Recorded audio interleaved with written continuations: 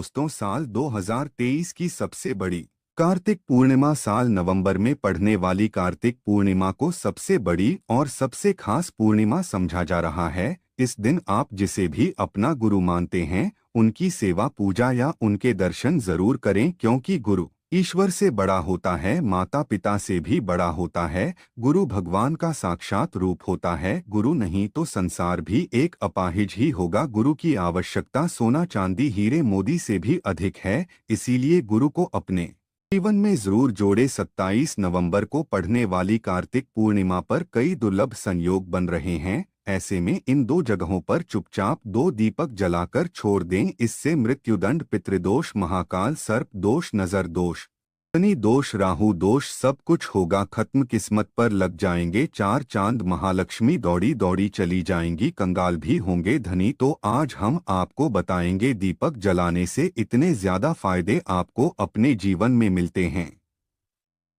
और किस तरह आपको दीपक जलाना चाहिए, कौन सी दिशा में, जिससे आप बहुत ज्यादा तरक्की हासिल कर सकें और अपने जीवन में सभी बाधाओं को खत्म कर सके। सबसे पहली बात तो आपको ध्यान में रखनी चाहिए कि अपने घर के मंदिर में रोजाना ही दीपक जलाना चाहिए। कभी भी ऐसा नहीं होना चाहिए कि आपने दीपक जलाया हो, क्योंकि घर के मंदिर में रोजाना दीपक जलाना बहुत ही जरूरी होता है। इसी से आपके घर से सभी नेगेटिव एनर्जी बाहर निकलती है।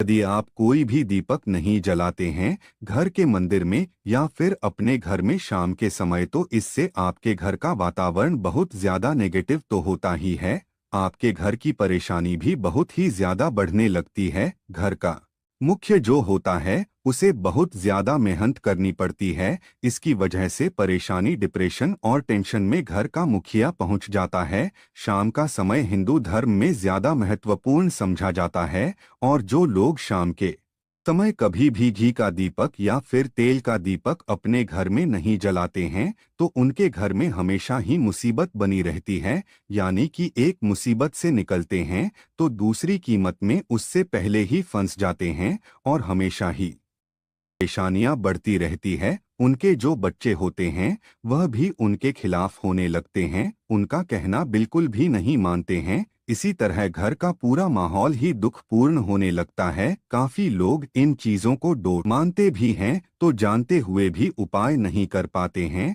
और भूल जाते हैं। उन्हें इन चीजों से होने वाले नुकसान के बारे में पता नहीं होता है। इसीलिए रोजाना को एक घी का दीपक या फिर तेल का दीपक जलाना बहुत ही जरूरी होता है। यदि आप नहीं जला सकते हैं तो कोई और मनुष्य भी आपके घर में दीपक जला सकता है, परंतु रोजाना दीपक जलाना बहुत ही होता है। इसी से आपकी सभी नेगेटिव एनर्जी आपके घर से हमेशा बाहर रहती है। दोस्त, और शाम का समय ऐसा होता है जिस समय नकारात्मक ऊर्जाएं बहुत ही ज्यादा प्रबल होती है और आपके घर में प्रवेश कर जाती है। ऐसे में यदि आप घर में या घर के मंदिर में दीपक नहीं जलाते हैं तो नेगेटिव एनर्जी बहुत ही ज्यादा परेशान करती है, आपके सभी काम बिगाड़ने लगती है। जिस समय सूरज डूब जाता है उसी समय यह नेगेटिव बहुत ही ज्यादा प्रबल हो जाती है। उसी समय आपको मुंह हाथ पैर धोकर दीपक जलाना चाहिए। यदि आप खुद नहीं कर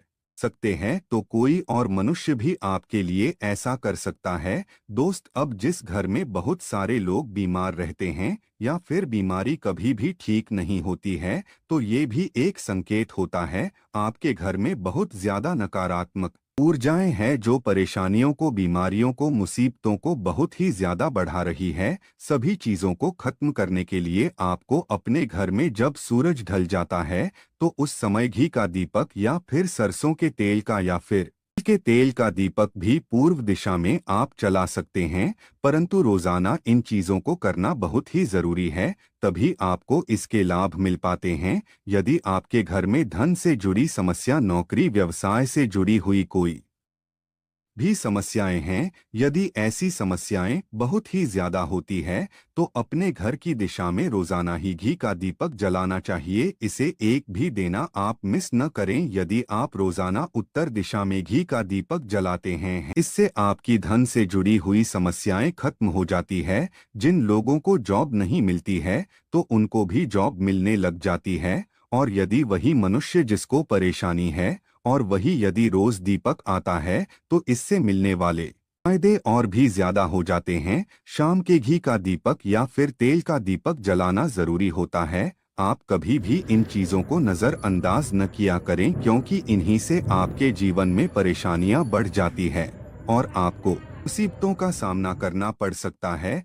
आपको यह जानकर हैरानी होगी कि जो भी घी का दीपक जलाते हैं उससे जो निकलने वाली ऊर्जा होती है वो आपके घर में जब फैलती है तो घर का माहौल एकदम से सुखमय बनने लगता है, यानी कि पॉजिटिव होने लगता है। घर के सभी लोग शांति से रहने हैं। इसी तरह से जो तेल का दीपक हो आता है, यह भी जब जलता तो इससे आपके आसपास जितनी भी नकारात्मक ऊर्जाएं हैं वो खत्म हो जाती है, क्योंकि इन दीपकों से निकलने वाली जो ऊर्जाएं होती है, धुआं होता है, वह नेगेटिव एनर्जी को बाहर निकालता है और आपके आसपास की एनर्जी को पॉजिटिव बनाता है। तो यह जरूरी चीजें हैं। शाम के समय कभी भी आप इन चीजों को कभी मिस न किया, तभी आप अपने जीवन में सफलता पा सकते हैं और आपकी जितनी भी मनोकामनाएं हैं वह भी पूरी होती हैं। दोस्तों, हम अपने घर के पूजा पाठ करते हैं और मूर्ति आदि रखते हैं। दोस्त, मूर्ति का क्या महत्व होता है, आज हम आपको इस वीडियो के जरिए से बताने वाले हैं। जिस घर के पूजा घर में एक साथ ये दो मूर्तियां होती है वहां पर बनता है और दुनिया आपके कदमों में आ जाती है। कहने का तात्पर्य यह है कि आपको सब सुख हासिल हो जाता है जिसकी आपने कल्पना की है, जिसकी आपने मनोकामना मांगी है। दोस्त, घर के पूजा घर में हम पूजा करते हैं, पूजा पाठ करते हैं और पूजा पाठ के जरिए से कुछ चीजें देखने और आदि का प्रयत्न करते हैं ताकि हमें उस पूजा का फल हासिल हो जाए और हम उसी अनुरूप घर के अंदर मूर्ति आदि लगवाते हैं ताकि हम उन देवी का सुंदर मुख देख सके और उनका आशीर्वाद हासिल कर सकें। परंतु दोस्तों, यदि हम अपने घर के पूजा घर में इन मूर्तियों के साथ अन्य मूर्तियां भी रखते हैं तो तौर पर हमारी किस्मत बदल जाती है और देखते ही देखते हमारे जीवन के अंदर की सारी कंगाली खत्म होने लगती है। दोस्तों, बात करते उन मूर्तियों के बारे में कि आखिर कौन सी दो मूर्तियां एक साथ में आपको रखनी चाहिए ताकि उसका सच्चा सर्व सुख आपको हासिल हो सके। सबसे पहले यदि हम किसी मूर्ति की बात करें तो दोस्तों, यदि आप श्री कृष्ण के भक्त हैं और बाल गोपाल की मूर्ति रखते हैं तब आपको भगवान कृष्ण के साथ माता रानी राधा जी की मूर्ति भी आपको जरूर रखनी चाहिए। दोस्त, या भगवान कृष्णा की यदि आपके घर में तस्वीर है तो उसके साथ राधा जी की भी तस्वीर संयुक्त जोड़े के रूप में लेकर आनी चाहिए। दोस्तों, यह प्रेम और एकता की एक ऐसी अनोखी मिसाल है कि जिस घर इन दोनों की तस्वीरें होती है तो समझ लीजिए उस घर के अंदर किसी भी तरह का गृहक्लेश नहीं होता है। दोस्त, और पति पत्नी परिवार के बीच परस्पर प्रेम रहता है और घर में धन धान्य में अपने आप ही वृद्धि होती है। इसीलिए यह जरूरी समझा गया है, यदि आप भी इन मूर्तियों को रखते हैं तो निश्चित तौर आपके जीवन में अपने आप ही फायदा हासिल हो जाएगा। दोस्तों, कई लोग अपने घर में माता लक्ष्मी की पूजा करते हैं तो सोचा है कि भगवान विष्णु की भी पूजा करें या ना करें, या फिर उनकी मूर्ति साथ में रखें या ना रखें। दो हमेशा भगवान श्री विष्णु जी और माता लक्ष्मी की पूजा को एक साथ करनी चाहिए। दोस्त, देवाधिदेव महादेव भगवान विष्णु और भगवान ब्रह्मा जी तीनों ही देवताओं को सर्वशक्तिमान देवता समझा गया है और त्रिदेवों में भगवान जी को पूजा जाता है। तो यदि आप अपने घर के पूजा घर में लक्ष्मी नारायण जी की संयुक्त रूप में पूजा करते तो निश्चित तौर पर आपके घर में दिन दुगनी रात चौगुनी वृद्धि देखने मिलती है। इसी तरह यदि आप अपने घर के पूजा घर में या किसी अन्य स्थान पर यदि कोई तस्वीर रखना चाहते हैं और उसे लगाकर अपने घर में लाभ करना चाहते हैं तो अपने घर में या पूजा घर में आपको निश्चित तौर पर त्रिदेवों की तस्वीरें या मूर्ति ही स्थान पर लाकर जरूर रखें। ब्रह्मा विष्णु और महेश इन तीनों की संयुक्त रूप से इनकी एक साथ तस्वीर अपने घर के मंदिर में या अपने घर में कहीं भी लाकर रख देनी चाहिए। समझा जाता है कि इन तीनों देवताओं के एक साथ दर्शन करने मात्र से हमारे बड़े से बड़े विघ्न और बड़े से बड़े कष्ट ऐसे ही खत्म हो जाते हैं। इन तीनों के साथ में तस्वीर या मूर्ति लाकर आपको पूजा जरूर करनी चाहिए। दोस्तों, अब बात करते हैं कि कुछ ऐसी तस्वीरें होती है या ऐसी मूर्तियां होती हैं जिनको आपको अपने घर के पूजा घर में स्थान ही नहीं देना चाहिए। यदि आपने तस्वीर या मूर्ति को अपने घर के पूजा घर में स्थान दिया है तो समझ लीजिए कि आपको कंगाली का सामना करना पड़ेगा या फिर देवी देवताओं के क्रोध का सामना करना पड़ेगा। दोस्त, और एक बता दें कि मंदिर में कभी भी विषम संख्या में गणेश जी की मूर्तियां ना रखें, जैसे कि 1, 3 या 5 ऐसे रखना अशुभ समझा जाता है। 2 मूर्तियों को एक साथ रखना शुभ समझा गया है। यदि आप सिर्फ गणेश जी की मूर्ति रखते हैं तो इसके अलावा किसी भी तरह की मूर्ति आपको नहीं रखनी चाहिए। दोस्त, और इन्हें स्थापित करते वक्त ध्यान दें कि गणेश जी का चेहरा हमेशा घर के मुख्य दरवाजे की तरफ होना चाहिए ताकि आपको अच्छे और सच्चे लाभ की प्राप्ति हो। और इस बात का ध्यान कि घर में अंगूठे से बड़े आकार का शिवलिंग आपको भूलकर भी नहीं रखना चाहिए।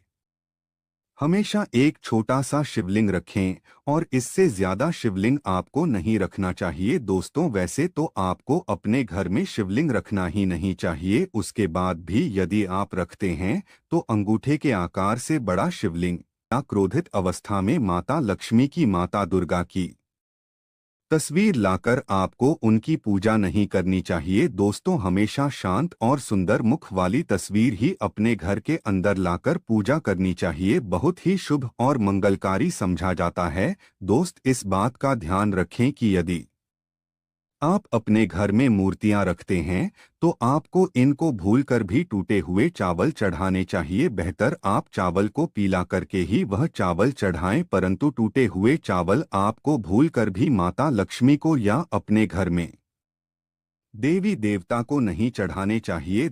भगवान शनि देव की, राहु केतु के इस तरह की तस्वीरें अपने घर में ही नहीं लेनी चाहिए। प्रतीकात्मक रूप से आप घर के पानी रखने के स्थान पर उनकी पूजा कर सकते हैं, क्योंकि इनकी साधना तंत्र मंत्र और विशेष महत्व द्वारा की जाती है। घर के अंदर आप ऐसे ही इनकी पूजा पाठ आप नहीं कर, इनकी पूजा पाठ में यदि किसी तरह की कमी रह जाती है तो उनको बहुत ज्यादा क्रोध आ जाता है, क्रोध का को सामना करना पड़ता है। इसी वजह से आपको इस तरह की तस्वीरें या मूर्तियां अपने घर के अंदर नहीं रखना चाहिए। और जो